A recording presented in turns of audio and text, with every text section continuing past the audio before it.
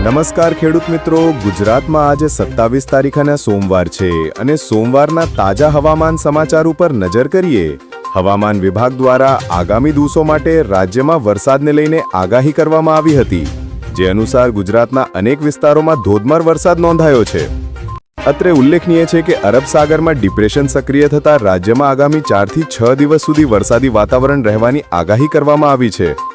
આજથી 2 દિવસ સૌરાષ્ટ્ર, દક્ષિણ ગુજરાતમાં અતિભારે વરસાદની આગાહી ઓરેન્જ અને યલો એલર્ટ હવામાન વિભાગ દ્વારા જાહેર કરવામાં આવ્યું છે। બીજી તરફ રાજ્યના અન્ય ભાગોમાં પણ ભારે વરસાદ પડવાની શક્યતા વ્યક્ત કરવામાં આવી છે। હાલ દરિયાકાંઠાના વિસ્તારોમાં LC3 સિગ્નલ જાહેર કરવામાં આવ્યું છે। મોડી રાતથી કેન્દ્રશાસિત પ્રદેશ દીવ અને ગીર પંથકના ઉના, ગીર ગઢડા, તાલાલા સહિતના વિસ્તારમાં કમોસમી વરસાદ વરસી રહ્યો છે। અમરેલીના પણ અનેક વિસ્તારોમાં ધોધમાર વરસાદ વરસી રહ્યો છે।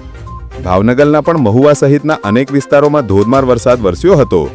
આ ઉપરાંત વડોદરા, ખેડા, સુરતમાં પણ વરસાદી માહોલ જોવા મળી રહ્યો છે। ખેડૂતોનો તૈયાર ડાંગરનો પાક પલળી જતા ભયાનક નુકસાની વેઠવાનો વારો આવ્યો છે। દરિયામાં કરંટ હોવાથી 6 થી 8 ફૂટ મોજા ઉછળતા જોવા મળ્યા હતા। આ હતા મુખ્ય હવામાન